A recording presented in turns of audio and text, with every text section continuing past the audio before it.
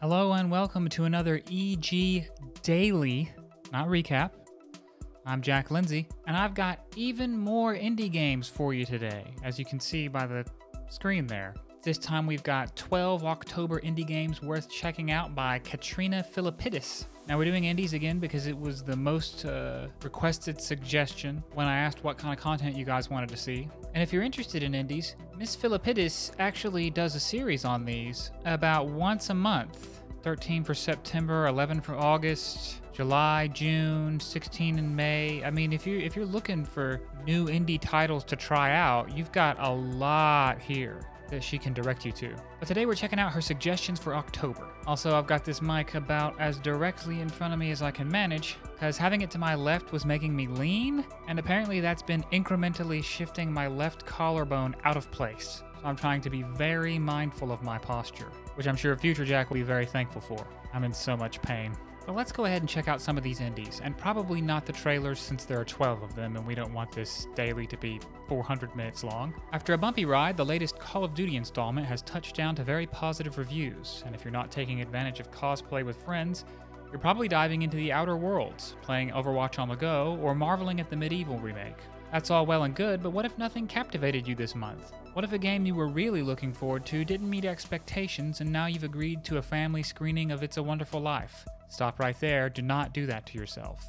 We've come up with a list of indies that are not only great time sinks, but perfect excuses for avoiding social obligations during the pre-Christmas season.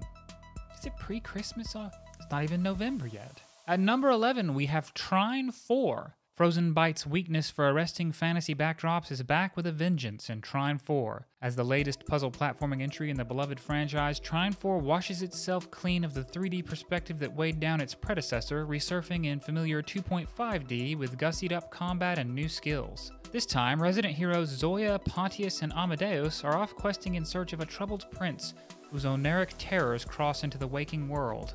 For those listening, oneric is pertaining to dreams. So an oneromancer would be someone who uses dream magic. But it's more specific than that. Mancer, pyromancer is fire, and necromancer and death, but the mancer part actually means by divination of, to divine from. It's just to say they to get hidden truth out of. So a pyromancer would be one who gains truth from the flames.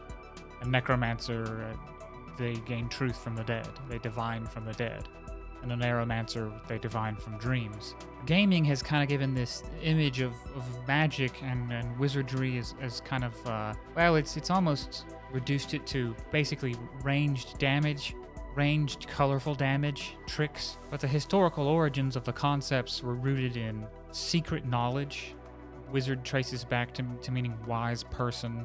Sorcerer traces back to meaning something like fortune teller, that they would have access to.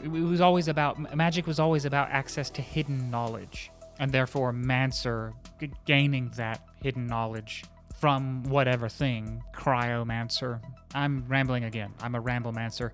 This one's available on Steam, GOG, Xbox One, PlayStation 4, and Switch. And let's see what it's going for on Steam. $29.99.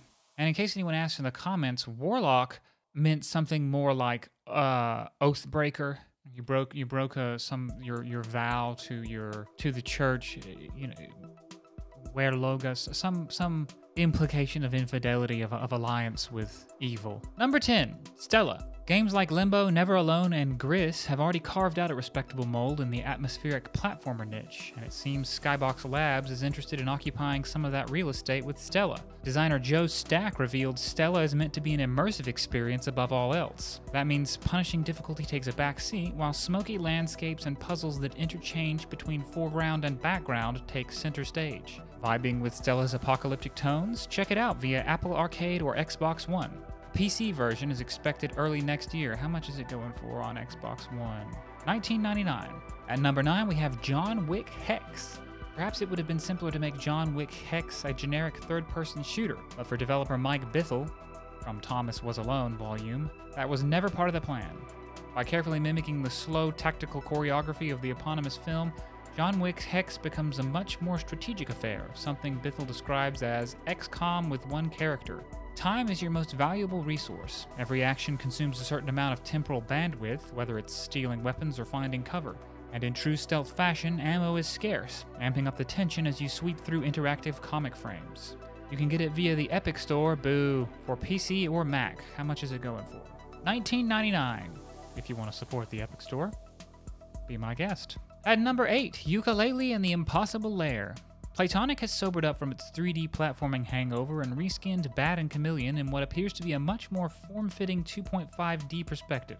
Fans of the Donkey Kong Country games will be pleased to know Ukulele and the Impossible Lair is having a very good stab at aping what made what made vine-swinging, barrel-throwing, and rhino-trekking such a potent ape gameplay mix. Capital B is back in the villain's chair, and collectibles, quills, tonics, twit coins are still a major staple, but the 1-2 combo of side-scrolling and top-down overworld exploration adds some welcome refreshment, not to mention reality-distorting switches that drastically change level layouts. You can get this through Steam, GOG, Humble Bundle, PlayStation 4, Xbox One, or Switch. How much is it going for on Steam, you ask? $29.99. At number 7, we have Valfaris. I've seen, this one actually looks pretty cool. Valfaris is a lot of things. Epically pixelated, grungy, a brutal action platformer, but most importantly, it's the kind of thing Tobias Sammet would dream about at night. It's a German musician, apparently. Prepare to get lost in space as Steel Mantis drops you into a blighted paradise overflowing with grotesque enemies and a banger of heavy metal OST. Out now for Steam, GOG, and Switch. Keep your eyes peeled for the PS4 and Xbox One versions, which are due by November 8. What's it going for on Steam? I just checked $24.99. I just checked Steam because that's going to be its price on most places. At number 6, we have Disc Creatures. Let's not lie, Picarin's Soft's budget Pokemon tribute Disc Creatures looks like a Game Boy Color relic, and that's its biggest appeal. Anyone who gets intense pangs of RPG nostalgia should feel right at home scooping up the beastlings and transforming them into steel-hearted warriors. Open the packaging and you'll discover 200 original creatures plus a trio of starters, Laidgwyn, Electring, Flamorb, that are delightfully reminiscent of Ash's first steps with Professor Oak. Unsurprisingly, this is the precise emotion solo dev Sato wanted to share with players. When you take the imminent release of Sword and Shield into consideration, Disc Creatures couldn't have had a better launch window. Catch them all on Steam for $14.99. I never quite got Pokemon. I had a friend who was obsessed with it. He was always trying to get me, oh, you gotta play it, you gotta play it, you gotta play the old Leaf Green, I think he was always telling me to play, or one of those generational colors. And finally I got talked into it. I said, okay, if you play Final Fantasy Tactics, I'll play Pokemon. And it was just bizarre to me. I actually did a pretty thorough write-up of my playthrough, but I don't think that I could read that on YouTube. I'm pretty sure that would be demonetized. At number 5, we have Love Esquire. Love Esquire appears to be a game for men and women of culture, if you catch my drift. Yang Yang Mobile's take on the visual novel is a not-safe-for-work RPG battler that encourages players to get good and get laid. Those are both admirable goals. Aside from building relationships with one of the 5 waifus, there are still the requisite hassles of elevating stats and maxing out romance points. Available through Steam or itch.io. If you're after chicken-themed romancing, may we kindly redirect you to the I Love You Colonel Sanders, a finger-licking good dating simulator. Yeah, you know what? First, let's check the price. $24.99. Let me show you guys this game if you haven't heard of it.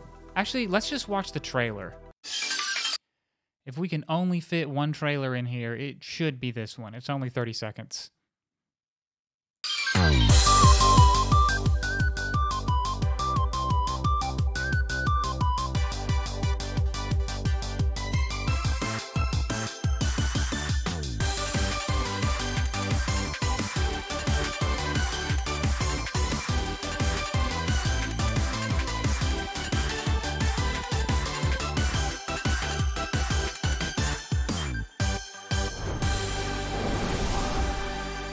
And for those of you wondering, this one is totally free.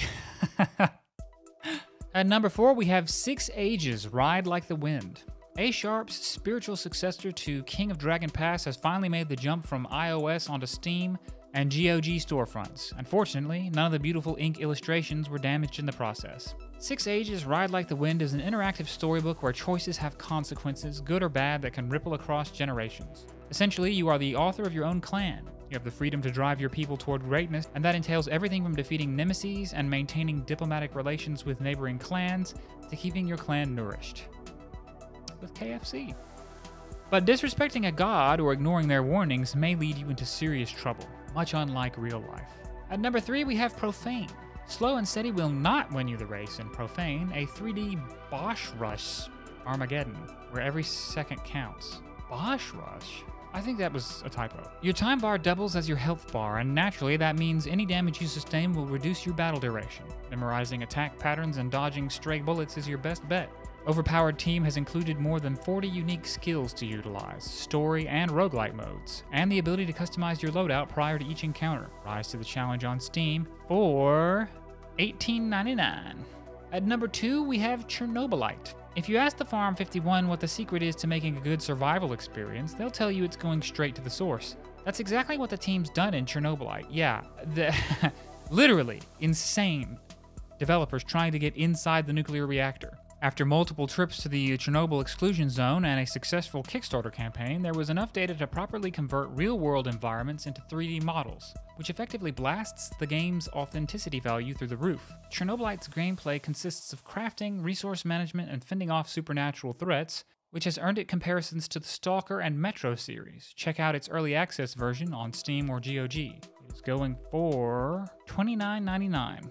And at number 1 for the 12 October indie games worth checking out, we've got Moons of Madness. It's usually the dark side of the moon that magnetizes the media, but in Rock Pocket Games' Moons of Madness, the spotlight falls squarely on the Red Planet. As a techie stationed on a Mars research outpost, your job, making sure the lights stay on, is mundane to the point of boredom. That is, until a strange mist engulfs the greenhouse and you start witnessing visual hallucinations that quietly rock your sanity. Take a tour to horror on Steam. PlayStation 4 and Xbox players will have to wait until January next year. And what's it going for on Steam?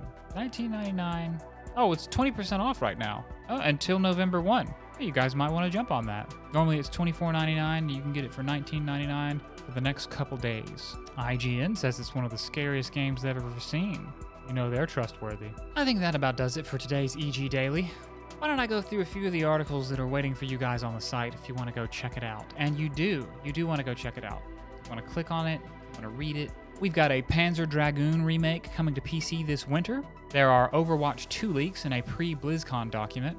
Mondo Museum challenges you to create the ultimate exhibits. Daymare 1998 patch introduces new difficulty. Epic Games sues a recent leaker. Dead House Sonata is getting some more development. So why don't you all just click on over, click on some of them articles for me.